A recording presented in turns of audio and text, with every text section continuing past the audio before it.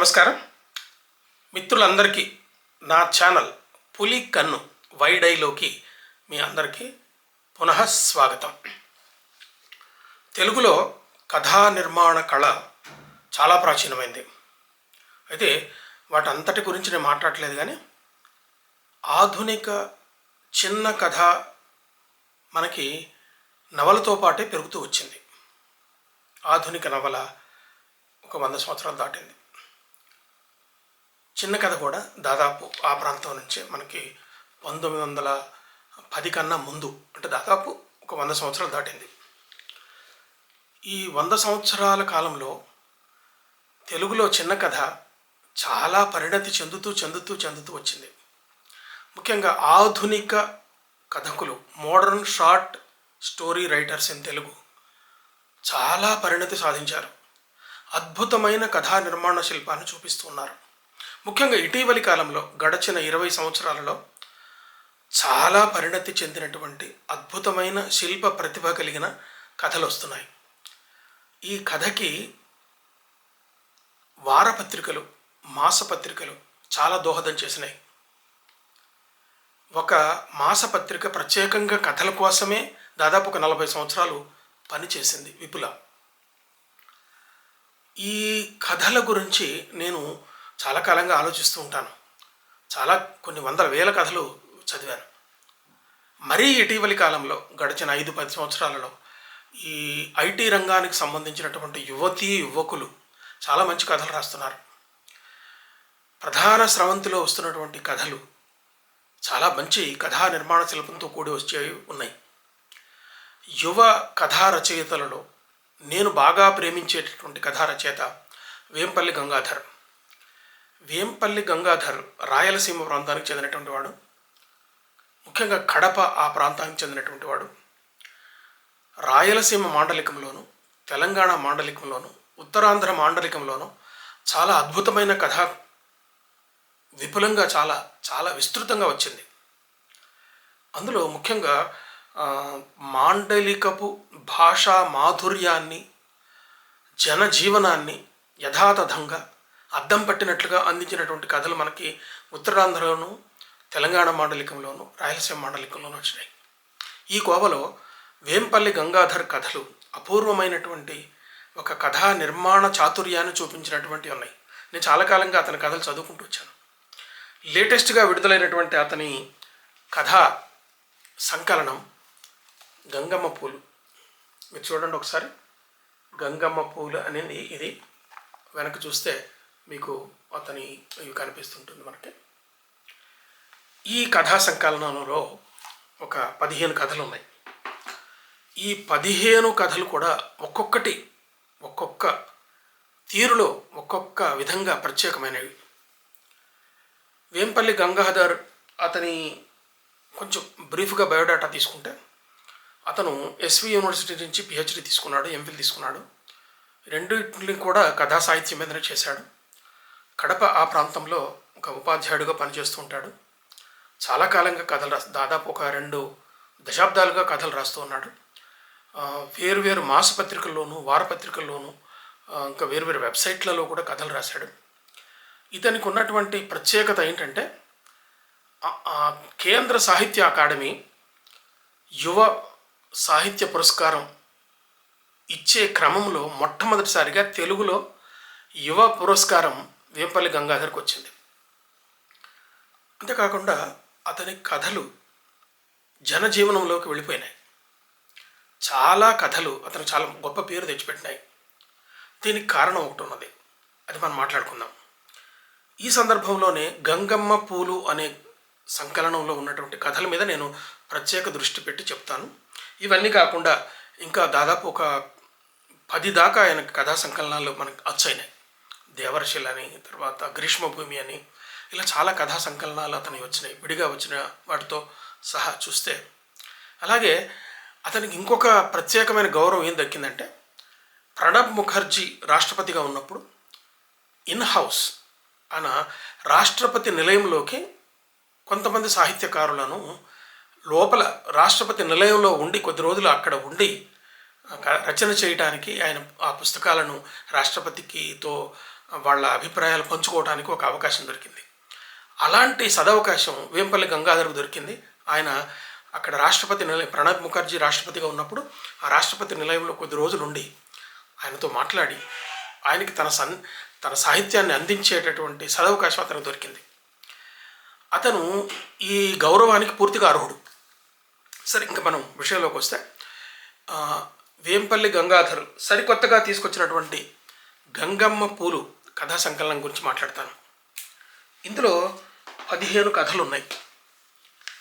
ఈ 15 కథలు ఈ కథా సంకలనంలో మాత్రమే కాకుండా వేంపల్లి గంగాధర్ ఆయన దృష్టి ఎలా ఉంటుంది, ఆయన కథా వస్తువులు ఎలా ఎన్నుకుంటాడు అని ఒకసారి మనం ఆలోచిస్తే గంగాధర్ కథలన్నీ కూడా యథార్థ జీవుల యథార్థ గాథలు.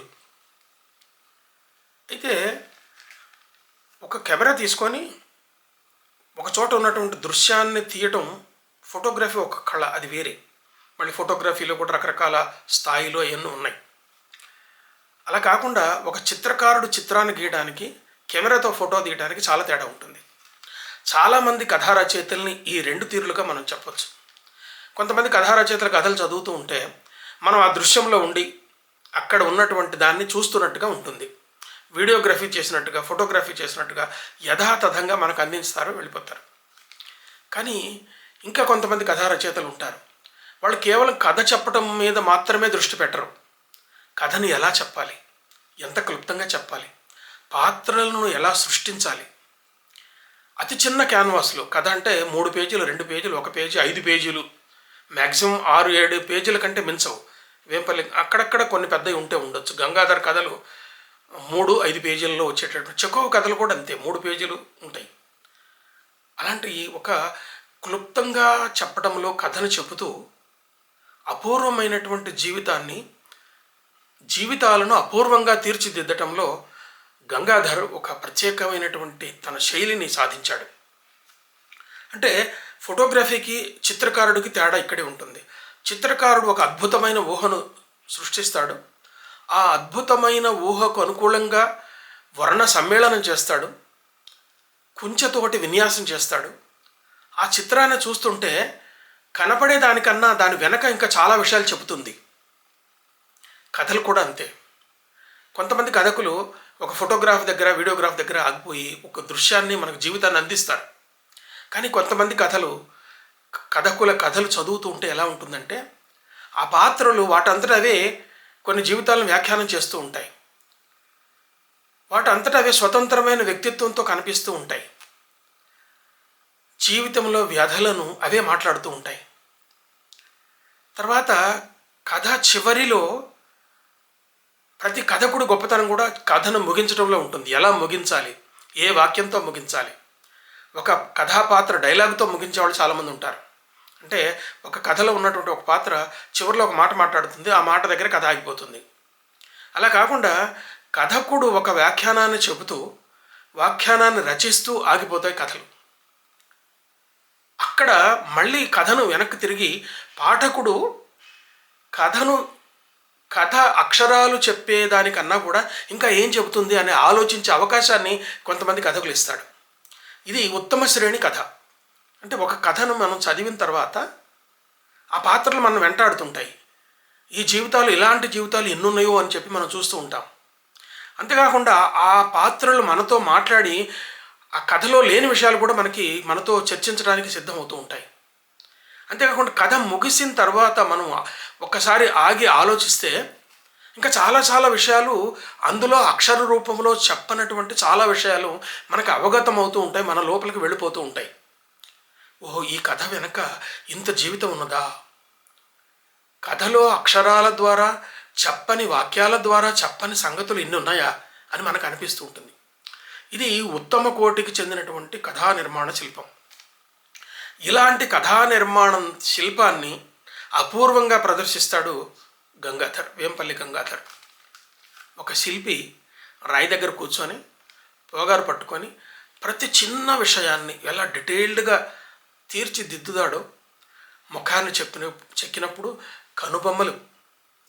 కనుబొమ్మల మీద ఉన్నటువంటి సన్నటి పక్కకు వాలిన రేఖలు, తలలో ఉన్న పూలు, పూలు మధ్యలో ఉన్న ఎడము, దారము. అంటే ఒక శిల్పి అత్యంత సూక్ష్మమైన విపులమైనటువంటి తీరులో ఒక శిల్పాన్ని ఎలా తీర్చిదిద్దుతాడో గంగాధర్ కథను చెప్పేటప్పుడు ఇన్ని డీటెయిల్స్ ఇస్తుంటాడు. అంటే జీవితాన్ని ఏ కథ చెప్పినా కానీ కథలో ఉన్నటువంటి ఆ జీవితాన్ని అతి దగ్గరగా చూసి చాలా సూక్ష్మేక్షికతో, అంటే చాలా సూక్ష్మమైన దృష్టితో అక్కడ ఉన్నటువంటి జీవితాన్ని వీటన్నిటిని పరిశీలించి దాన్ని డాక్యుమెంట్ చేయగలిగే శక్తి ఇతనికి ఉన్నది. ప్రతి కథలో కూడా ఇలాంటివి మనకు కనిపిస్తుంటాయి. చాలా వేదనాభరితమైనటువంటి కింది స్థాయిలో ఉన్నటువంటి వాళ్ళ వేరు వ్యక్తుల జీవితాలను చాలా దగ్గరగా చూసి మనకు అందిస్తాడు. అందించడమే కాదు, ఆ పాత్రలు సజీవంగా మనతో మాట్లాడినట్టుగా ఉంటాయి. కథను ముగించే తీరులో ఒక ప్రత్యేకమైన శిల్పం చూపిస్తాడు గంగాధర్. ఈ గంగమ్మ పూలు కథా సంకలనంలో ఈ కథలన్నింటినీ కూడా పరిశీలిస్తే ప్రతి కథలో కూడా ఇలాంటి విన్నాణం కనిపిస్తుంది, నైపుణ్యం కనిపిస్తుంది. మీరు తప్పనిసరిగా చదవండి. ఆ కథలు చదివితే అవి ఎలా వ్యాఖ్యానం చేస్తాయో మనకు తెలుస్తుంది.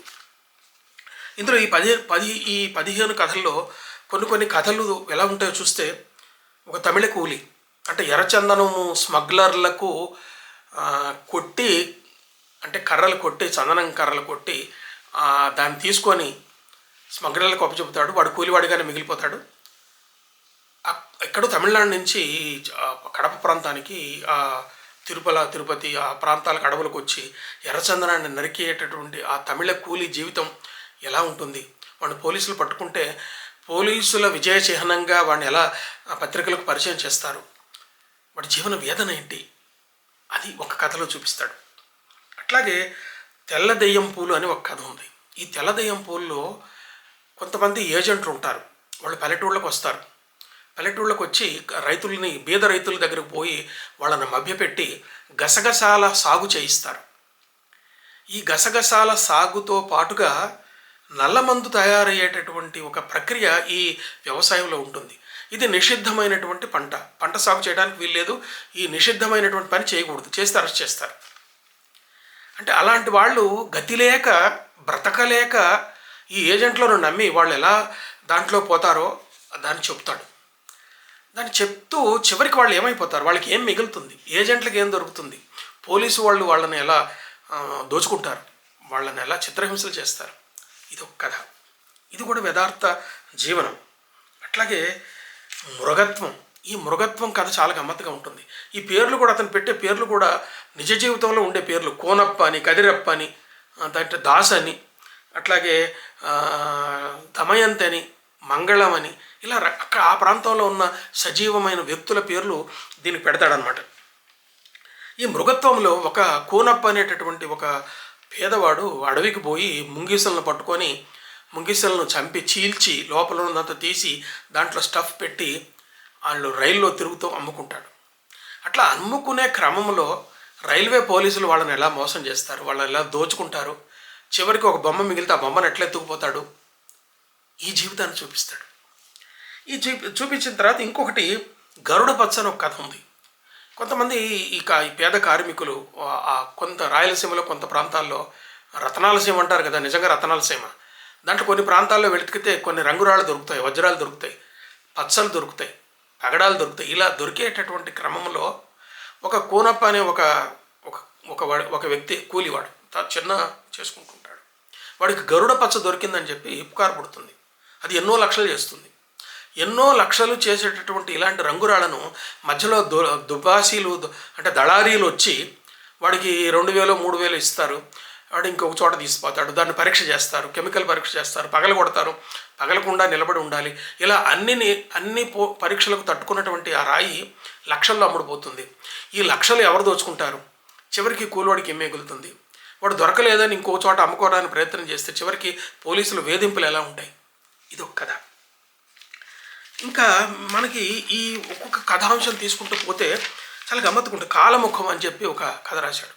కొంతమంది కూలీలు బతకలేక ఇంకొక వృత్తిలోకి పోలేక ఎలక్ట్రిసిటీ వాళ్ళ డిపార్ట్మెంట్లో ఉన్నటువంటి వాళ్ళు ట్రాన్స్ఫార్మర్లు, పొలాల్లో ట్రాన్స్ఫార్మర్లు పెడతారు. ఈ ట్రాన్స్ఫార్మర్లు లేకపోతే బోర్వెల్స్ పనిచేయవు. తర్వాత బావుల్లో నీళ్లు తోడటానికి మోటార్లు పనిచేయవు. ఈ ట్రాన్స్ఫార్మర్ల దగ్గరకు పోయి వాటిని పగలగొట్టి రాగిరేకులు ఎత్తుకుపోవడం, లేకపోతే అందులో ఉన్న ఆయిల్ తీసి అమ్ముకోవడం, ఇలాంటి వాళ్ళ జీవితాన్ని ఒక దాంట్లో వర్ణిస్తాడు.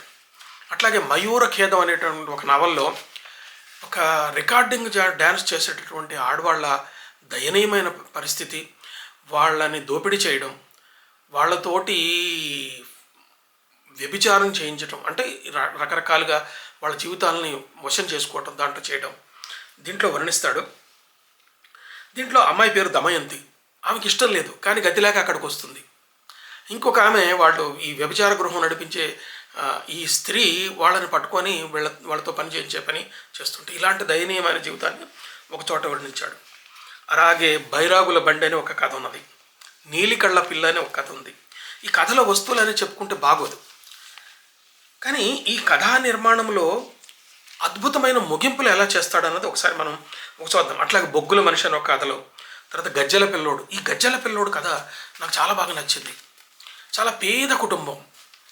ఆ వ్యక్తి అతను పేరు, ఈ గజ్జల పిల్లోడులో కథ పేరు ఒక పేరు ఉంటుంది. అతని పేరు నరసింహప్ప. నరసింహప్ప కొడుకు, వాడి పేరు దాసు. వీడు స్కూల్లో చదువుకుంటుంటాడు, గవర్నమెంట్ స్కూల్లో చదువుకుంటుంటాడు. 5వ తరగతి 6వ తరగతి చదువుకుంటాడు. చిన్నపిల్లాడు, అంటే 10 సంవత్సరాల లోపు వయసు ఉన్నటువంటి పిల్లవాడు అన్నమాట.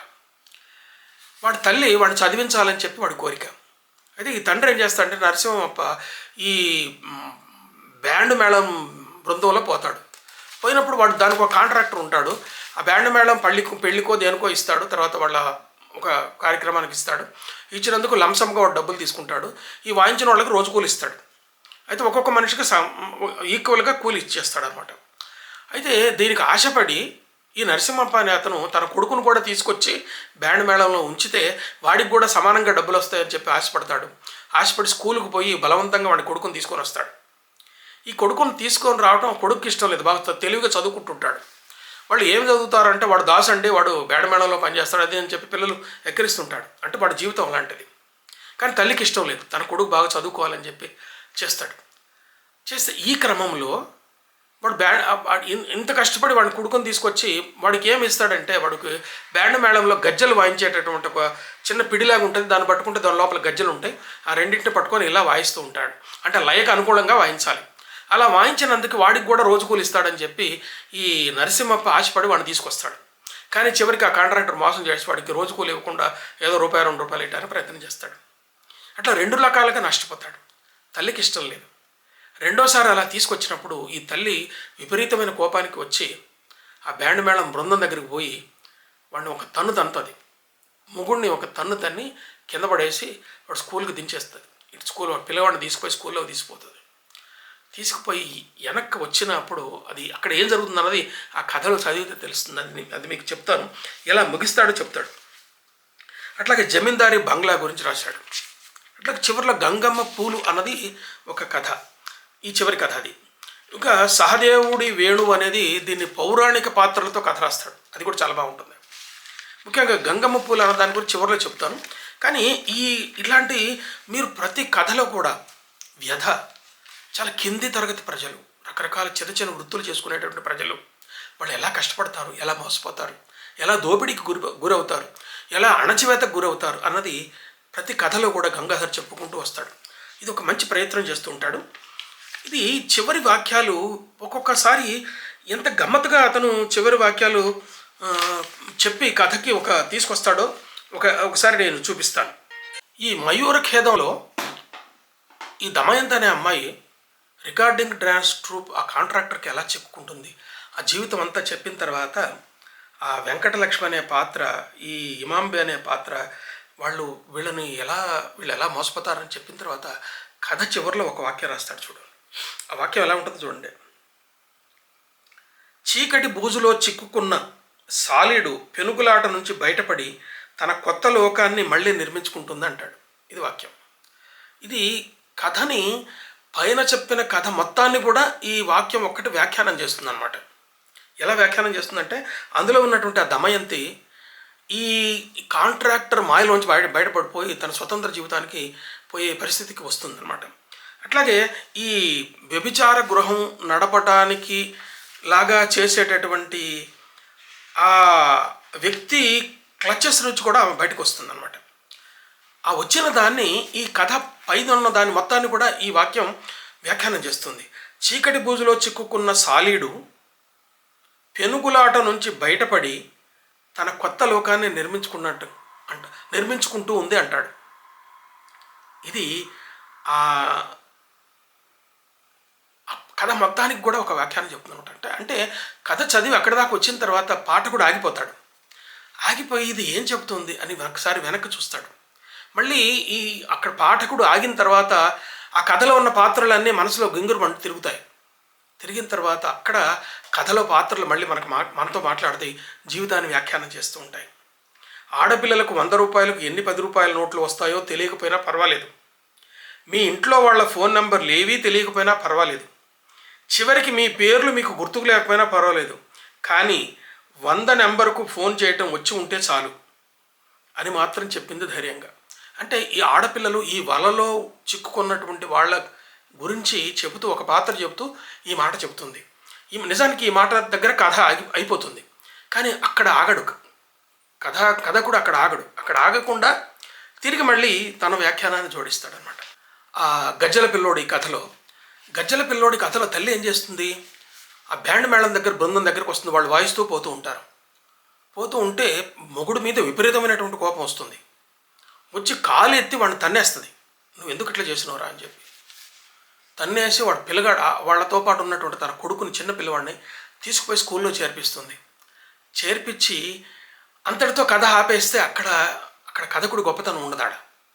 కానీ అదే భార్య మళ్ళీ తన భర్త దగ్గర నరసింహప్ప దగ్గరికి వెనక్కి వస్తుంది. మేళం సాగుతుంటుంది.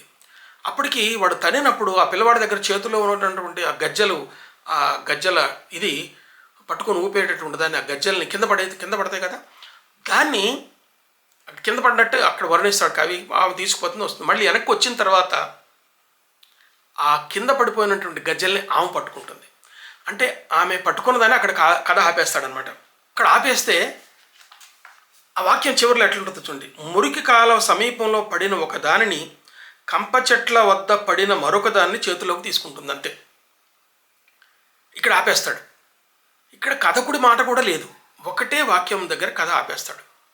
కానీ ఇక్కడ పాఠకుడు కథ అక్కడ ఆగితే కథ ఏంటి అబ్రప్ట్గా ఆగిపోయింది అన్నట్టుగా ఉంటుంది. కానీ అక్కడే పాఠకుడిలో ఆలోచనలు మొదలవుతాయి.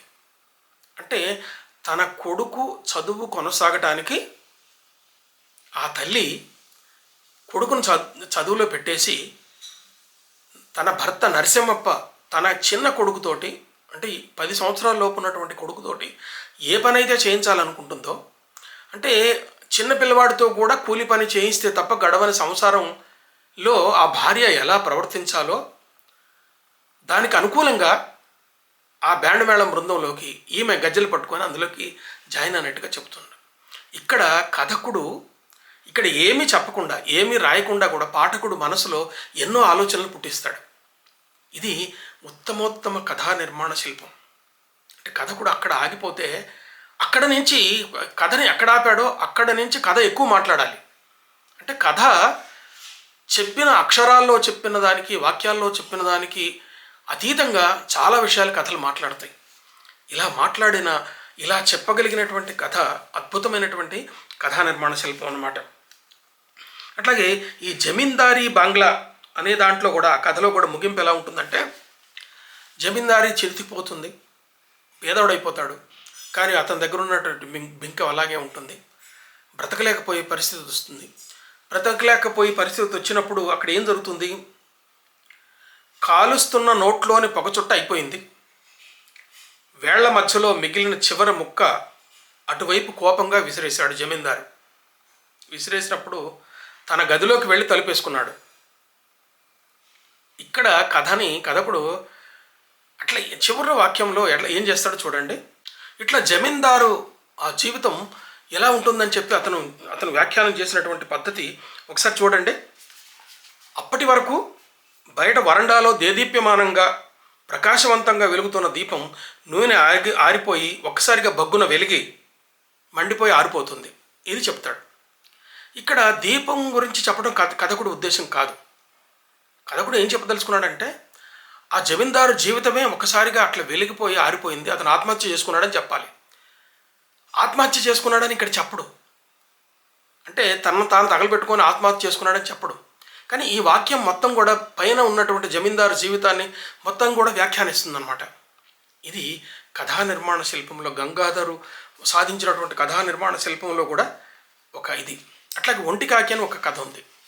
ఈ ఒంటికాకి కథ అతను జీవితాలని, తన పరిసరాలని, ప్రకృతిని ఎంత సూక్ష్మంగా పరిశీలిస్తాడో చెప్పడానికి చాలా చక్కటి ఉదాహరణ. ఆ ఒంటికాకి కథ అంతా చెప్తే బాగోదు, మీరు చదవండి. అట్లాగే తర్వాత ఇంకొక కథ ఒకటి మనకి జైంట్ వీల్ అనే ఒక కథ ఉంది. ఈ కథ చాలా గమ్మత్తుగా ఉంటుంది. ఆ ఊళ్ళో ఒక ఎగ్జిబిషన్ లాగే, అంటే ఒక ఎంటర్టైన్మెంట్ వస్తాయి కదా, అలా వచ్చినప్పుడు అక్కడ రంగుల రత్నాలు పోయి జైంట్ వీల్ వస్తుంది. జైంట్ వీల్ ఎక్కడానికి పిల్లలందరూ పోటీ పడి వస్తారు. కానీ అందరి దగ్గర డబ్బులు ఉండవు, ఏదో ఒకళ్ళిద్దరి దగ్గర డబ్బులు ఉంటాయి. వాడు ఎక్కుతాడు. ఎక్కలేకుండా, డబ్బులు లేకుండా బయట చాలామంది పిల్లలు ఎదురు చూస్తూ బయట నిలబడతారు. ఇంతలోగా అక్కడ ఒక ఆయన వస్తాడు. ఆయన వచ్చి ఈ పిల్లలందరికీ తలా పావలా రూపాయి ఇచ్చి మీరు జైంట్ వీల్ ఎక్కండి అని చెప్పి ఎక్కిస్తుంటాడు అనమాట ఆ పేద పిల్లలకి. తీరా చూస్తే ఏమిటంటే చిన్నప్పుడు అతను కూడా జైంట్ వీల్ ఎక్కడానికి డబ్బులు లేక కోరిక తీరక బాధపడుకున్నవాడు. వాడు వీళ్ళ కోరికలు తీరుస్తాడు. ఇది గమ్మత్తైన కథ. చివరి కథ ఏంటంటే గంగమ్మ పూలు అనే కథ. ఈ గంగమ్మ పూలు అనే కథ రాయలసీమ జీవితాన్ని, అతను గ్రీష్మభూమి అనే అన్ని కథల సంకలనం రాశాడు. గ్రీష్మభూమి అంటే ఎండిపోయి నీళ్లు లేక, వర్షపు చినుకు లేక నెర్రలిచ్చిన భూమి.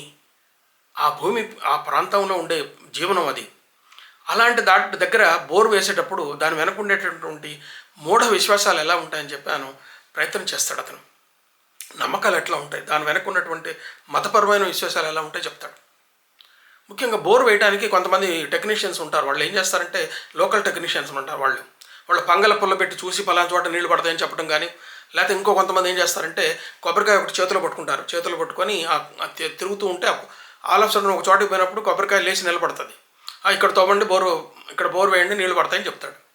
అక్కడ కొన్ని వందల అడుగులు బోర్ వేస్తే నీళ్లు పడవు, డబ్బులు వృధా అయిపోతాయి.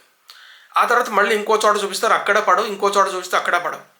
చివరికి ఊళ్ళో పెద్దవాళ్ళు ఏం సలహా చెప్తారంటే ఇట్లా కాదు, ఇది మీరు గంగమ్మ తల్లికి, అమ్మదేవతకి పూజ చేయండి, కొలుపు కొలవండి, మీకు నీళ్లు పడతాయని చెప్పి వాళ్ళకి ఆలోచనకు వచ్చి గ్రామ సర్పంచ్ వాళ్ళు అందరి దగ్గర వసూలు చేసిన డబ్బులతోటే అక్కడ గంగమ్మ తల్లికి వాళ్ళు ఒక చిన్న జాతర చేస్తారు. దాని గురించి చెప్పినటువంటి కథ గంగమ్మ పూలు అంటే అది ఆ కథ. అంటే వాళ్ళ జీవితం ఎలా ఉంటుందని చెప్పడానికి ప్రయత్నం చేస్తాడనమాట. ఓవరాల్గా వేంపల్లి గంగాధర్ ఒక అపురూపమైన కథా నిర్మాణ శిల్పాన్ని, తనదైన కథా నిర్మాణ శిల్పాన్ని అతను ఎంచుకున్నాడు. ఆ శిల్పంతో ఆయన కథలు రాస్తున్నాడు. ప్రతి కథ కూడా ఒక యథార్థ ఆర్తులైనటువంటి కింది స్థాయి, చాలా దీనమైనటువంటి బ్రతుకులు గడిపే వాళ్ళ జీవితాలను చూపిస్తాడు. తన ప్రాంతపు జీవితాన్ని వర్ణిస్తాడు. కేవలం ఏదో ఒక వీడియోగ్రాఫ్ చేసినట్టు, ఫోటో తీసినట్టుగా చూపించడం కాకుండా దాన్ని ఒక ప్రత్యేకమైనటువంటి కళాకృతిలో, అంటే ఒక ఆర్ట్ పీస్గా దాన్ని ప్రతి కథని తీర్చిదిద్దుతాడు. పాత్రలు మనతో మాట్లాడతాయి. కథని వ్యాఖ్యానం చేయడం ఒక ప్రత్యేకమైన పద్ధతిలో చేస్తాడు. కథ చదివి ఆపిన తర్వాత కథలో ఉండే అక్షరాలు, వాక్యాల కంటే భిన్నంగా ఆ కథలు మనతో మాట్లాడతాయి. ఇలాంటి అపురూపమైనటువంటి కథా నిర్మాణ శిల్పాన్ని పెంపొందించుకున్న వేంపల్లి గంగాధర్ని అభినందిస్తున్నాను. అయితే చివరిలో ఒకటి రెండు సూచనలు చేయదలుచుకున్నాను. ముఖ్యంగా ఈ గంగమ్మ పూలు ఈ పుస్తకంలో ఇది ఒకటే కాదు, మిగతా కథా సంకలనాలు కూడా అచ్చు వేసేటప్పుడు కొంత జాగ్రత్తలు తీసుకోవాల్సినటువంటి అవసరం ఉంది. భాషపరంగా భాషని కూర్చడంలో అట్లా, ఇందులో ఈ ఫాంట్ కూడా అసలు అందంగా లేదు. అంతేకాకుండా ఈ పేజీ నిర్మాణ కళ కూడా బాగాలేదు. ఇంకా నేను ఇక్కడ ప్రధానంగా చెప్పదలుచుకుందాం అంటే పదాన్ని, ప్రత్యయాన్ని విడివిడిగా అతను అచ్చు వేస్తాడు. అతనికి వచ్చింది అంటే అతనికి విడివిడిగా ఉంటాయి. వారితో మాట్లాడేంటూ తో విడిగా ఉంటుంది. అంటే ప్రత్యయాన్ని విడిగా రాయకూడదు. వల్ల అన్నది ప్రత్యయం, అది అవతల పదంతో కలిసే ఉండాలి. అంటే ఈ చిన్న చిన్న జాగ్రత్తలు, అంటే ఈ కథ కూడా ఒకటే కాదు, చాలామంది కథకులు, నవల రచయితలు ఈ జాగ్రత్తలు తీసుకోవాలి. అంటే పద విభజన ఎక్కడ ఉంటుంది, ఎక్కడ పద విభజన చేయాలి, ఎక్కడ చేయకూడదు. ఇది కొద్దిగా భాష పట్ల కొంత శ్రద్ధ పెట్టడం చాలా అవసరం. కానీ గంగాధర్ చాలా చక్కటి భాష రాస్తాడు. చక్కటి భాష అంటే తన ప్రాంతంలో ఉన్న సజీవమైన భాషను మనకు అందిస్తాడు. చాలా బాగుంటుంది. కానీ దాన్ని కూడా అచ్చువేసేటప్పుడు కొన్ని జాగ్రత్తలు ఎలా తీసుకోవాలని చెప్పారు. అట్లాగే ఇతని కథా పుస్తకాలు కొన్నిటిని వేరే పబ్లిషర్లు అచ్చువేశారు. వాళ్ళు పబ్లిషర్ అచ్చువేసేటప్పుడు ఏం చేస్తాడంటే తక్కువ పేజీలో ఎక్కువ మ్యాటర్ రావడానికి ప్రయత్నం చేస్తారు. దట్ క్లమ్జీగా తయారైంది. కాబట్టి అది అతను ఏం చేయలేడు. కానీ తనకై తాను సొంతంగా అచ్చువేసుకునేటప్పుడు మాత్రం ఇంకా కొన్ని జాగ్రత్తలు తీసుకోవాల్సినటువంటి అవసరం ఉన్నది. మిత్రులారా, ఈ వీడియో మీకు నచ్చితే లైక్ చేయండి, ఇతర మిత్రులకు షేర్ చేయండి. ముఖ్యంగా సాహిత్య విమర్శని యువతరానికి అందించాలంటే యువతరం ఏ మీడియంలో ఉందో ఆ మీడియంలోకి మనం పోవాల్సిన అవసరం ఉందని నేను గమనించే సాహిత్య విమర్శని ఇలా యూట్యూబ్ ఎపిసోడ్ల రూపంలో మీకు అందిస్తూ ఉన్నాను. ఇది మీకు నచ్చితే సబ్స్క్రైబ్ చేయండి. నా ఛానల్ ఎన్నో వేల మంది చూస్తున్నారు, కానీ కొంతమంది సబ్స్క్రైబ్ చేస్తున్నారు, మిగతా వాళ్ళు సబ్స్క్రైబ్ చేయకుండా ఎక్కువ మంది చూస్తున్నారు. కాబట్టి మీరు అందరూ సబ్స్క్రైబ్ చేసి పక్కన ఉన్న బెల్ బటన్ నొక్కితే నేను వీడియో అప్లోడ్ చేయగానే మీకు అందుతుంది. దానివల్ల ఎక్కువ మంది ఉచితంగా చూసేటటువంటి అవకాశం దొరుకుతుంది. నమస్తే.